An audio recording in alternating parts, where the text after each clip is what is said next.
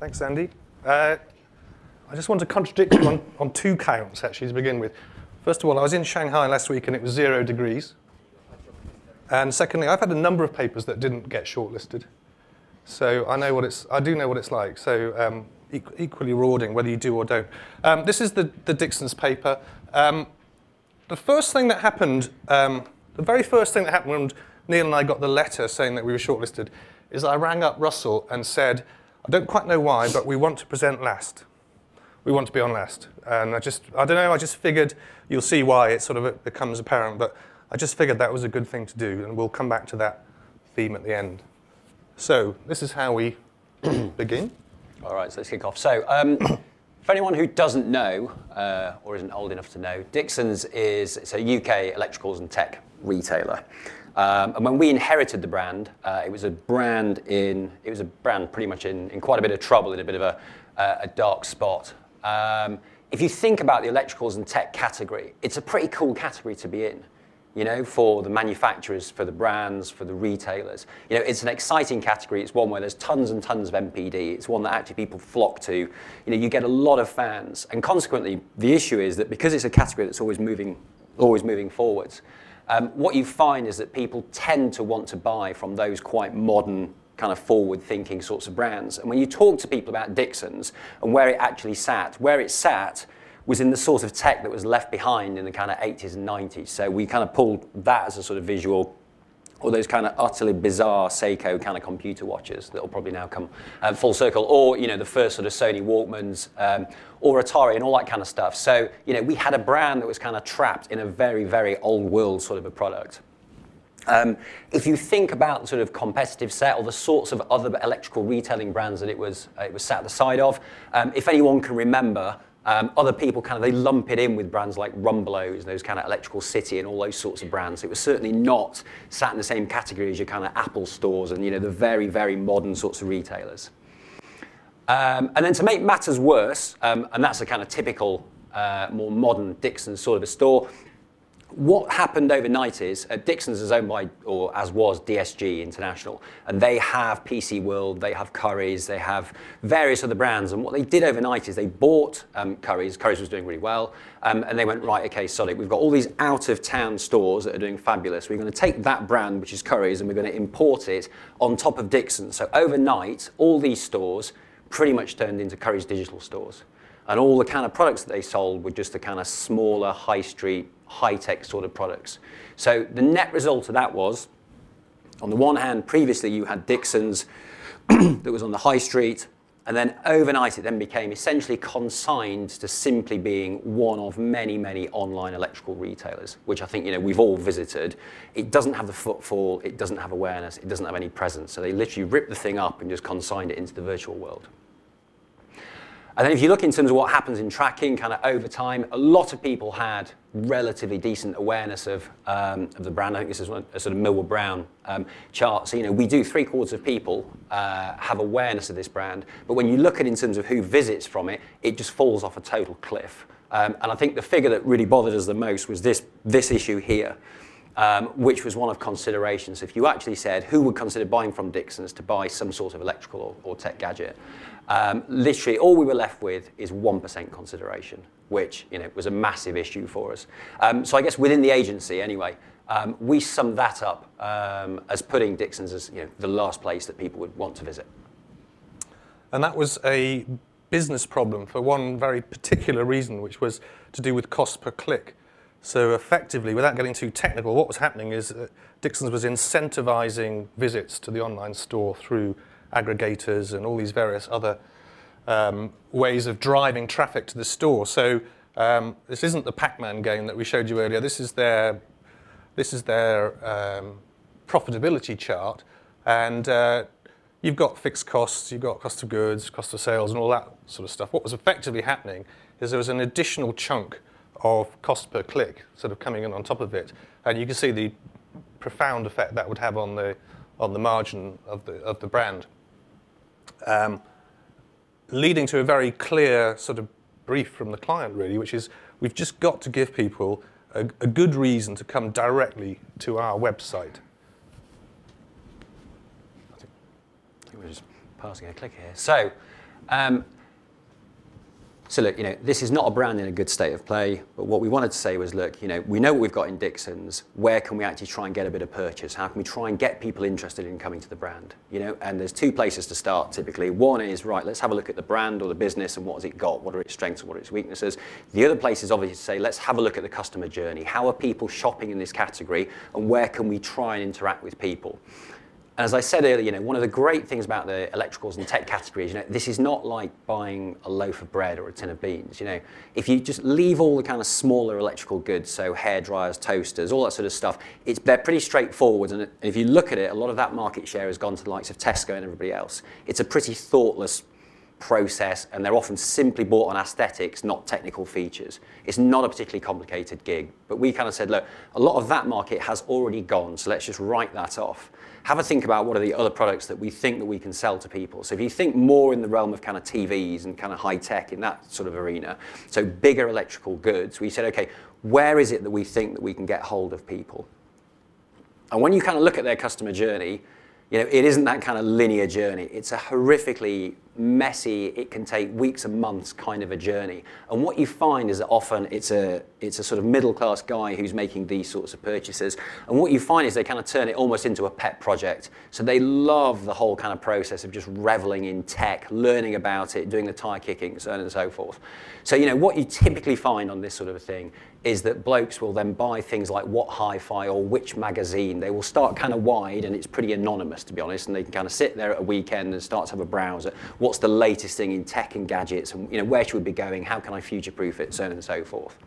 What you then find is that they'll often then go in store and sort of have a look at the sorts of products and kind of press buttons, even if the product isn't even on. The kind of feel, does it feel plasticky? Does it feel good? Can I just sort of open and close the door? There's something quite magnetic about these things. So you see kind of guys just going in and doing the kind of typical tire kicking. They're not ready to buy yet, but they actually want to get a bit of a feel for what the product's like. What they also do, increasingly so now, is just have a look at kind of online forums and what everybody else is saying. Let's hear it from the horse's mouth, because I've been in store and I've had a look at expert reviewers, but actually what happens when people get these home and what are the sort of things that they're saying about it. And then typically they'll then spend a good chunk of time at the pub with their mates chewing the fat about, what are the sort of products that I should be looking at and what's, what feels good, what feels bad. They will then go back in store, so you can see this is a process that just keeps on giving. They'll go back in store to go and talk to someone and try and get their sort of advice, where they try and then persuade them to buy something similar to that, because they'll be on their own at this point. At which point they'll then go back online and have a little look and start to have a look at price comparisons and where can I get the best deal. So this is a very, very long, protracted kind of a journey, and one that we felt did give us some kind of opportunities to try and interact with people. So I guess the way in which we framed our sort of a brief is, how can we give people a reason to come direct to dixons.co.uk? How can we get them and push them along that journey? So in other words, at the end of that sort of journey, we wanted a proposition that would live there where that arrow is, that would avoid all of that crap and would get in early. And that certainly is what the client brief was asking for. The problem there was just sort of going back to what was in people's heads about Dixons, because if you said to people, come in and we'll help you through that maze of a journey, we'll give you lots of advice and we'll show you what's best to buy and all of that. The problem is if you ask people what they think about the sort of service and advice that they would get at Dixons, they generally have a mental picture a bit like that, really. Pretty rubbish, if the truth be known.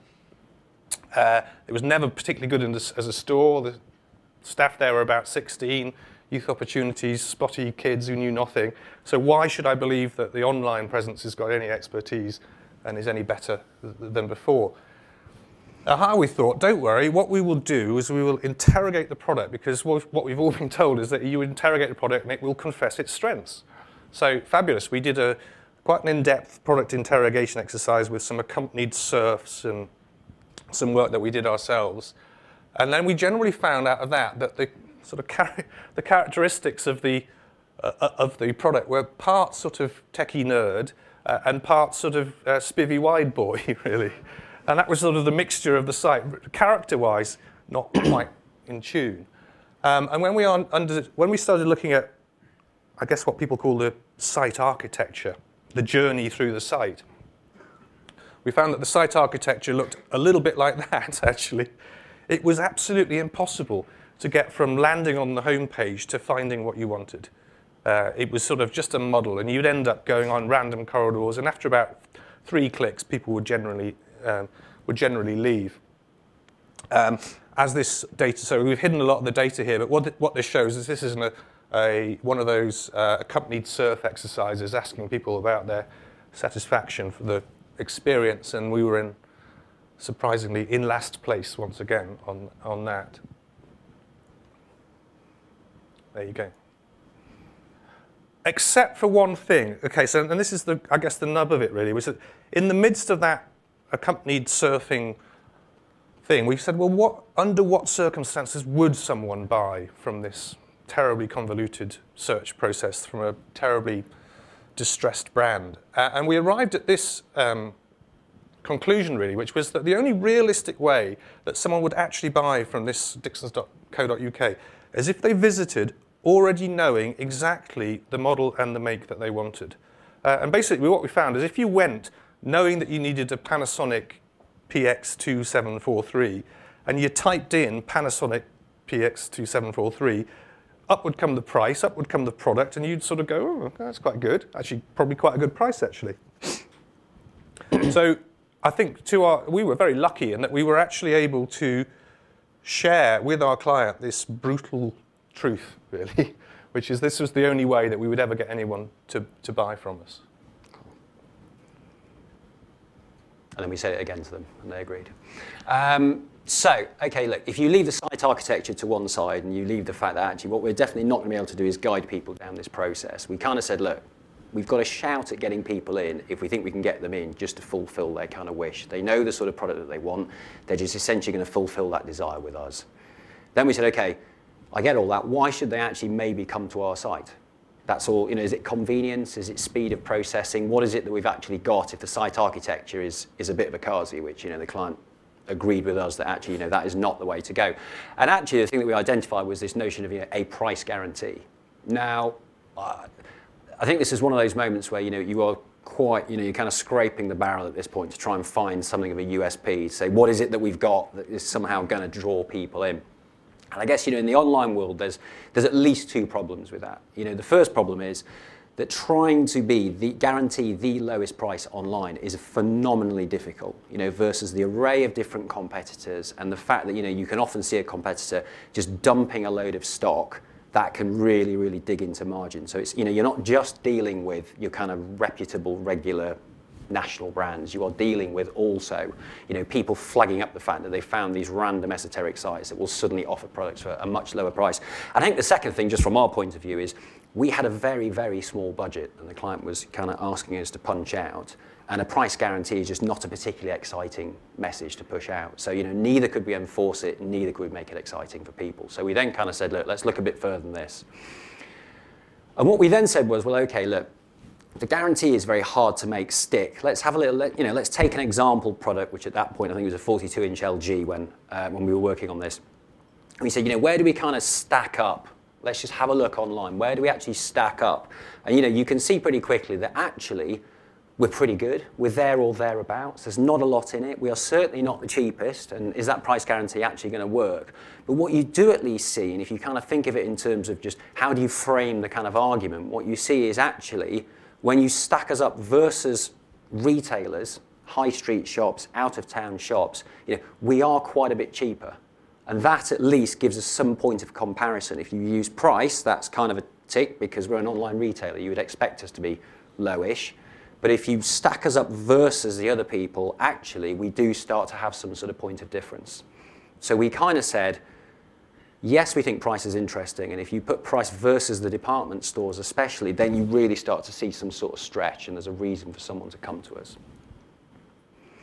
So then we kind of said, look, okay, so how does this relationship work, and how does the customer journey work? And we said, well, if you look at what the department stores have, where are the strengths of those guys?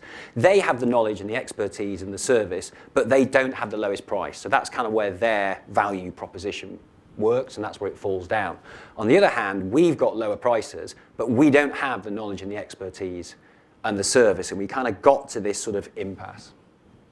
And then we kind of looked at this afresh, I guess through the eyes of the customer a customer in the middle of that rather turbulent purchase cycle. So we put ourselves sort of, you're here really, you're sort of in the midst of it all, not knowing what's there. And the interesting thing about that is that our clients are obsessed with competitors, matching or beating the competitors. But when you're in that store looking around thinking, what the hell do I want and do I need all this? You're not really thinking about competitors. You're actually sort of in the modern world, you're thinking about where can I get help? And so we thought it was much more interesting to think about assists rather than competitors. In particular, we sort of thought, well, not every brand needs to be good at everything in this world. So we're not very good at the assist bit, but they are. So let's just use that somehow. So we actually messed about with this, really. So we said they've got the knowledge, the expertise, and the service, but they don't have the lowest prices. And I need a bit of assistance. So we changed the bottom thing. So rather than saying we've got the lowest prices, we actually put it, we've got the lowest prices, and they do the knowledge, the expertise, and the service for us. So they do the assist bit, and we do the price bit. And effectively, what's interesting about that is it moved where we wanted the proposition to act from that difficult place right at the very beginning to this place here. So right at the very end, the very sharp end of the funnel. And in particular, and here we went to, again, we were lucky enough to have a client brave enough to accept this. We said we're quite happy for it to work a bit like this, in that we'll happily send people all the way around this little journey as long as they land back there with us. So we said what the task is really is that we're quite happy to send people to the high street retailers first, where they can identify exactly what they want. As long as then and only then, we redirect them back to us, armed with the information that they want a Panasonic TX4723 or whatever it is. And that got us to the proposition which was visit us last. And I think at this point we'll hear from Graham Fink, who at the time was our creative director. Every now and again, a truly great brief comes along, but a fantastic insight. I remember reading one such brief on a Monday morning, and it jumped out at me like proverbial dog's bollocks. I actually remember saying, fuck me, this is great. So they came up with this proposition that said, Dixons, visit us last. A brutally simple insight which immediately led to some creative ideas. 24 hours later, we'd written the entire campaign. Great work comes from great briefs. I just wish there were more like it. Okay, so if that was the proposition, as Graham says, very, very quickly, they got into the work.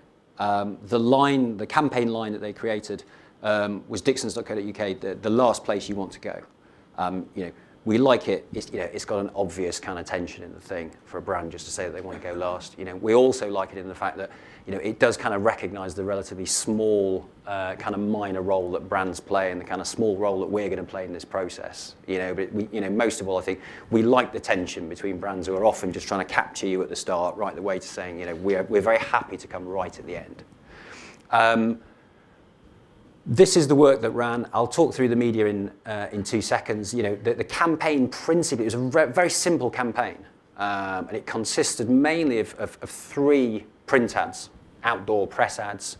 And as you can see, it didn't cost a lot to produce as well. It's almost like a cut and paste style of a campaign. And the style of the campaign and the creative idea, I guess, is this notion of a kind of sucker punch whereby we looked at the stores that we thought almost exemplified service, and then essentially celebrated and serenaded that service, and then essentially just coming in with a sucker punch, which is to then finish off your process, which is then to go to Dixons.co.uk and buy it. And there was that ad which ran in a couple of formats, and then you've got these two ads that also ran. So I'll give you a mo to have a look at. Now, what we also did was, rather than just leaving that in press or, in kind of main titles, actually we said, okay, how can we kind of massage, how can we work the media process a bit better? Now, as we were saying earlier, the area where we get most traction is to compare ourselves to the high street rather than online. You know, it's often the case that if you're an online retailer, then a lot of the ads, a lot of the spend just goes online because it's kind of close to the point of click and it's to get people in. But actually for us, the idea was to overtly compare ourselves and to push people to go online first before you bring them in. So the client was great, and they said, right, okay, you know, so the bulk of the media spend all has to be offline, and it essentially has to be close to or on the high street, because at that point, we're closest to trying to force people to make those sorts of comparisons. It was a London-only campaign, so you would get cross-track, you would get the kind of cards, you would get things in Metro. So it was all kind of London high street based, and we just kept pushing and pushing on that sort of a space. We did some radio in Capital. But I think we only bought 3 underground stations, did we not? Yeah, Knightsbridge, where they are. Green Park, and Oxford Street, funnily enough. So, we like the tenor of the campaign. As I was saying earlier, it's a very simple campaign. You know, the production cost was next to nothing. The actual media cost was extremely low, but because of the kind of cheek and the kind of challenge of the campaign, what we instantly saw was that essentially competitors, the people to whom we were alluding, just contributed most in terms of our media exposure. But there's trouble brewing. The online market is fiercely competitive, and a major rival is on the attack. Step into Middle England's best-loved department store, where an awfully well-brought-up young man will bend over backwards to single out the TV for you, and then go to Dixons.co.uk and buy it. You've seen this, haven't you? I haven't seen it. Helen Dickinson is head of PR. I mean, when I show it to partners, they are pretty horrified and say, what are we going to do? You had a small discussion of it. Did you come to any It was conclusion? discussed at JLMB lunch yesterday, and the feeling was that we shouldn't just let it lie. No, right. The other feeling was that a legal challenge was probably not the right way to go. So it's not responding directly to that we should go back in a appropriate, responsive, unriled, just sort of a superior way, because this is frankly gutter stuff. It's clever, though.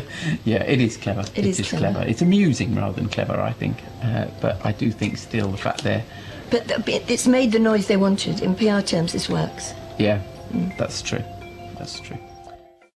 And it's, you know, I think it was a 3 or 4 part hour-long documentary on John Lewis at the time, and because our ads broke at that time, they sort of gave us they gave us some free media. The campaign made every newspaper, national newspaper, and some of the locals, and it made quite a lot of advertising media kind of papers. So I mean, that again is all kind of free noise that we got for a very, very small spend. At which point, we launched the campaign and it seemed to be going quite well. And we'll sort of get onto effectiveness in a mo. But we launched the campaign and it was kind of hitting and it was making the noise. We'd hit the sort of red tops. We'd hit the nationals. John Lewis had sort of done their thing, which was obviously great news. And also it had been the subject of a sort of Radio 4 documentary for an hour long. So it was all those kind of things that you literally just can't pay for, and it was all kind of happening. And then in the middle of that, I guess, without their sort of riled or being superior response, without coming back in those sorts of terms, they then slightly tweaked their never knowingly undersold policy. So previously it was all just kind of national high street stores, and they kind of just left the internet to do its own thing. And then after that, they then sort of tweaked it. So it would also cover some online brands. And of course, we instantly picked up on that and just said, well, actually, the online brands that it covers are not really us as well. So it was just another opportunity for us to come back with another ad that was this one. It was very pointed and a bit cheeky, but it was all just grist to the mill. The more that people responded, the more it allows you then just to try and build and roll the campaign and just to try and enjoy it a bit more. So, just to sort of wrap up, the effect was pretty marked. So this is looking at the increase in site traffic, and we're looking at comparing London and outside London. Now, bear in mind that outside London did get quite a lot of exposure from all the PR effects, so there was an uplift outside of London. But we had most of the paid media in London. We had something like a 30-odd% uplift in site traffic. But I think what's more interesting is to look at instead what we're splitting out here is direct traffic. So rather than just sheer numbers of people visiting the website, this is the number of people coming direct, i.e. typing Dixons.co in the browser. Outside London, there was a very pronounced uplift in the number of people going direct rather than being referred. And inside London, it was off the scale. So I think it went to 200 and something % uplift in direct traffic, which was really the key objective.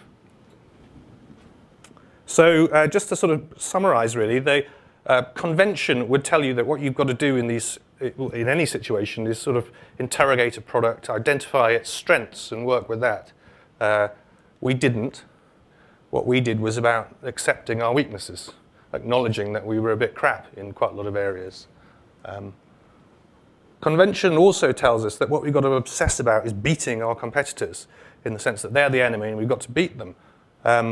We didn't. What we sort of did is we used the competitors. We regarded them as a rather helpful thing that was going to do the service for us. And also, a lot of the planning textbooks tell you that you've got to identify the sort of reason why and the supports and all of that sort of stuff. And really, this case was less about the reason why and more about the moment when, and identifying exactly when we needed to intervene in the long and convoluted process. And so we sort of summarize by saying we think that this case is all about the sort of unique telling point. Not the unique selling point, but the unique telling point, which is last, right at the very end of the process. Now, we would stop there, but what we actually did on the day, and I've never done this before, we do a little spiel about why we should win, which I've never done before. So we thought, right, that's the last paper. Just to sum up, really, so the jury have been in the room for 2 days at this point, and it's now about 5:30 in the evening, and they're absolutely knackered. We're saying what you've probably heard is a whole series of very emotive subjects, a lot of them tear-jerking. You've probably had some very ingenious new products that have come along. You've probably had some really clever use of channel. And what else? Some fantastic business acumen all across the 2 days. And we've got none of those. What we've got is one thing, and what we've got is last. And what we've done is we've made the most of last. And so when you go off to deliberate about who you're going to award prizes to, and in particular, when you go off to deliberate who you're going to award the big prize to, the final prize to, we want you to bear this advert in mind.